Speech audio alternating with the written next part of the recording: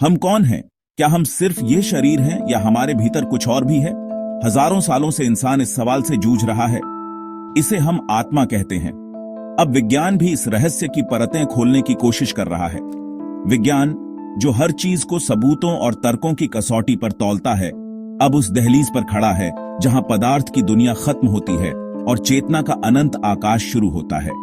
क्या विज्ञान कभी आत्मा के अस्तित्व को साबित कर पाएगा, या यह हमेशा एक अनसुलझी पहेली बनकर रह जाएगा? हर सभ्यता में मृत्यु के बाद जीवन की कल्पना की गई है। मिस्र के पिरामिड हों या गंगा किनारे के संस्कार, सबके पीछे एक ही विश्वास है, कहानी यहां खत्म नहीं होती। लेकिन विज्ञान सबूत मांगता है। अगर आत्मा है तो वह कहां है? क्या उसे मापा जा सकता है? न्यूरोसाइंस दिमाग की गहराइयों में झांक रहा है तो क्वांटम फिजिक्स चेतना के नए आयाम खोल रही है। क्या हमारी चेतना भी क्वांटम स्तर पर काम करती है? यह सवाल विज्ञान और अध्यात्म की सीमाएं धुंधली कर देता है। तो चलिए इस रहस्यमयी सफर पर निकलते हैं, जहां विज्ञान प्रयोगशालाओं से लेकर मृत्यु के दरवाजे तक आत्मा की खोज में निकल पड़ता है। मृत्यु क्या है? मेडिकल साइंस के लिए जब दिल और दिमाग की गतिविधियां थम जाएं, तो इंसान को मृत घोषित कर दिया जाता है। लेकिन क्या यही पूरा सच है? क्या उस पल में सब कुछ खत्म हो जाता है, या कुछ ऐसा होता है जिसे विज्ञान के उपकरण पकड़ नहीं पाते? जब दिमाग काम करना बंद कर देता है तो हमारी यादें, पहचान और मैं होने का एहसास कहां चला जाता है? क्या यह सब दिमाग की रासायनिक प्रक्रियाओं के साथ ही नष्ट हो जाता है, या यह जानकारी किसी और रूप में मौजूद रहती है? वैज्ञानिकों ने मृत्यु के क्षण में दिमाग की तरंगों को रिकॉर्ड किया है। कुछ अध्ययनों में पाया गया कि मृत्यु से ठीक पहले गामा तरंगों की तीव्र लहर उठती है। क्या मौत के समय दिमाग हमारी पूरी जिंदगी को एक फिल्म की तरह रिवाइंड करता है?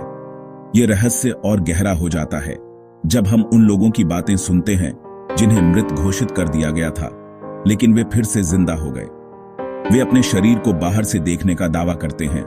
यह अनुभव विज्ञान को सोचने पर मजबूर करता है कि शायद चेतना दिमाग में पैदा नहीं होती, बल्कि दिमाग सिर्फ उसे प्रसारित करने का माध्यम है। क्या आत्मा का कोई वजन हो सकता है? 20वीं सदी की शुरुआत में डंकन मैकडॉगल ने इसी सवाल का जवाब खोजने की कोशिश की। उन्होंने एक बिस्तर तैयार किया जो बेहद संवेदनशील वजन मापने वाली मशीन पर रखा गया था, और मरणासन्न मरीजों को उस पर लिटाया। मैकडॉगल ने 6 मरीजों पर यह प्रयोग किया। मृत्यु के ठीक समय पर वजन में कोई अचानक बदलाव आता है या नहीं, यही देखना था। पहले मरीज के मामले में मृत्यु के साथ ही वजन में 21.3 ग्राम की कमी आई। मैकडॉगल को लगा कि यही आत्मा का वजन है, लेकिन बाकी मरीजों के नतीजे अलग अलग थे। कभी वजन कम हुआ, कभी नहीं, कभी बाद में। इसके बावजूद आत्मा का वजन 21 ग्राम का विचार लोकप्रिय हो गया, मानो यह वैज्ञानिक तथ्य हो। वैज्ञानिक समुदाय ने इस प्रयोग को खारिज कर दिया। छोटा सैंपल साइज, तकनीकी सीमाएं और संभावित त्रुटियां। फिर भी इसने एक बड़ा सवाल खड़ा किया। क्या हम चेतना जैसी चीज को भौतिक तरीकों से माप सकते हैं? विज्ञान ठोस चीजों की बात करता है, ग्रह, तारे, पत्थर। लेकिन जब वैज्ञानिक पदार्थ के सबसे छोटे स्तर पर पहुंचे तो उन्हें मिली क्वांटम फिजिक्स की रहस्यमयी दुनिया। यहां एक कण एक ही समय में 2 जगहों पर हो सकता है, और चीजें तब तक निश्चित रूप नहीं लेती जब तक उन्हें कोई देख न ले। यह देखने वाला कौन है? क्या चेतना का इसमें कोई रोल है? कुछ वैज्ञानिक मानते हैं कि हमारी चेतना ही क्वांटम दुनिया को आकार देती है, यानी ब्रह्मांड एक जीवित चेतन प्रणाली हो सकता है। कल्पना कीजिए, एक सिक्का घूम रहा है। जब तक आप नहीं देखते, वह हेड और टेल दोनों है। जैसे ही आप देखते हैं, वह एक रूप ले लेता है। क्या हमारी चेतना ही अनगिनत संभावनाओं में से एक हकीकत को जन्म देती है? हालांकि ज्यादातर वैज्ञानिक मानते हैं कि ऑब्जर्वर का मतलब किसी भी मापने वाले उपकरण से है, न कि चेतन व्यक्ति से।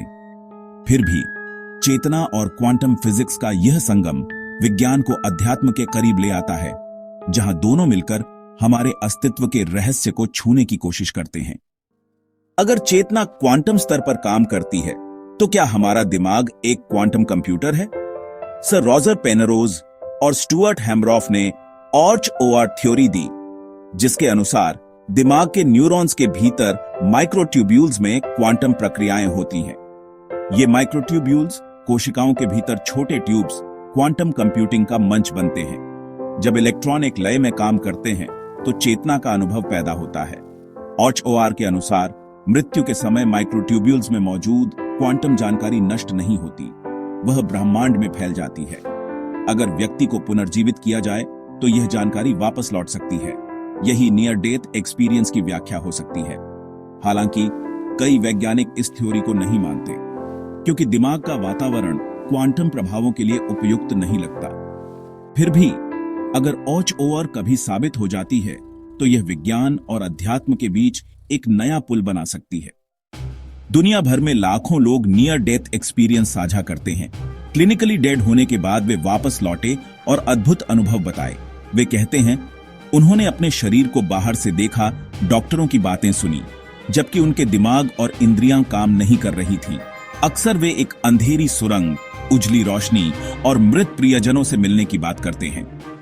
जीवन की समीक्षा, पूरी जिंदगी एक फिल्म की तरह आंखों के सामने भी आम है। इस अनुभव के बाद उनका जीवन बदल जाता है। वे मौत से डरना छोड़ देते हैं और ज्यादा आध्यात्मिक हो जाते हैं। विज्ञान इसे दिमाग में ऑक्सीजन की कमी या न्यूरोकेमिकल्स के प्रभाव से समझाने की कोशिश करता है। लेकिन कुछ मामले ऐसे हैं जहां लोग ऐसी बातें बताते हैं जिन्हें जानने का उनके पास कोई तरीका नहीं था। शोधकर्ता पिम वैन लोमेल के अनुसार दिमाग की गतिविधि बंद होने के बाद भी ये अनुभव हो सकते हैं। शायद चेतना दिमाग से स्वतंत्र है। भारत के प्राचीन ग्रंथों में आत्मा और चेतना पर हजारों साल पहले ही गहराई से विचार किया गया है। उपनिषद, भगवद गीता और योग दर्शन आत्मा को अमर, अविनाशी तत्व मानते हैं जो सिर्फ शरीर बदलती है। भगवद गीता में कहा गया है, आत्मा को न शस्त्र काट सकते हैं, न आग जला सकती है। यह आत्मा के अभौतिक स्वरूप को दर्शाता है जो पदार्थ की सीमाओं से परे है। आधुनिक भौतिकी भी कहती है कि ऊर्जा और सूचना नष्ट नहीं होती, सिर्फ रूप बदलती है। भारतीय दर्शन चेतना को ब्रह्मांड का मूल तत्व मानता है। तत्वम असि, यानी तुम वही हो। योग और ध्यान की पद्धतियां इसी सिद्धांत पर आधारित हैं। व्यक्ति अपनी चेतना को शरीर और मन की सीमाओं से ऊपर उठा सकता है। आधुनिक न्यूरोसाइंस ने भी पाया है कि गहरे ध्यान के दौरान दिमाग की तरंगों में असाधारण बदलाव आते हैं। यह प्राचीन ज्ञान और विज्ञान के संगम की ओर इशारा करता है। विज्ञान और अध्यात्म को अक्सर विरोधी माना जाता है। विज्ञान सबूत मांगता है, अध्यात्म अनुभव। लेकिन चेतना के अध्ययन में दोनों के रास्ते मिलने लगे हैं। विज्ञान बता सकता है कि दिमाग में कौन सी रासायनिक क्रिया होती है, लेकिन खुशी का एहसास कैसा होता है, यह सिर्फ अनुभव किया जा सकता है। अब कुछ वैज्ञानिक मानते हैं कि चेतना को समझने के लिए दोनों दृष्टिकोण जरूरी हैं। आइंस्टीन ने कहा था, धर्म के बिना विज्ञान लंगड़ा है और विज्ञान के बिना धर्म अंधा। विज्ञान हमें ब्रह्मांड के नियम देता है, अध्यात्म हमें उद्देश्य और विवेक। क्वांटम फिजिक्स बताता है कि ब्रह्मांड एक दूसरे से जुड़ा है। अध्यात्म हजारों सालों से यही सिखाता आया है। जब खोज अपनी पराकाष्ठा पर पहुंचती है तो बाहरी और भीतरी दुनिया की सीमाएं मिट जाती हैं। दोनों एक ही सत्य की ओर इशारा करते हैं। इस यात्रा के अंत में हम पाते हैं, सवाल जवाबों से ज्यादा है। क्या विज्ञान ने आत्मा का सबूत खोज लिया है? नहीं। मैकडॉगल का प्रयोग खारिज हो चुका है। OR थ्योरी पर बहस जारी है और नियर डेथ एक्सपीरियंस की व्याख्याएं भी अधूरी है। विज्ञान की मौजूदा पद्धति शायद आत्मा जैसी चीज को पकड़ने में सक्षम नहीं है, लेकिन खोज रुकी नहीं है। क्वांटम फिजिक्स और चेतना के अध्ययन ने नए दरवाजे खोले हैं। शायद आत्मा का सवाल कभी भी प्रयोगशाला में हल नहीं होगा। यह हमेशा विज्ञान और विश्वास के बीच का पुल बना रहेगा। आत्मा का असली सबूत शायद एक आंतरिक अनुभव है जो हर व्यक्ति के भीतर है। विज्ञान हमें ब्रह्मांड के नियम समझा सकता है, लेकिन अपने अस्तित्व के अर्थ को समझने के लिए हमें भीतर झांकना होगा। यह खोज जारी रहेगी। शायद भविष्य में विज्ञान और अध्यात्म मिलकर एक ही परम सत्य को जानने की कोशिश करें। तब तक यह सवाल हमारे लिए खुला है, सोचने और महसूस करने के लिए।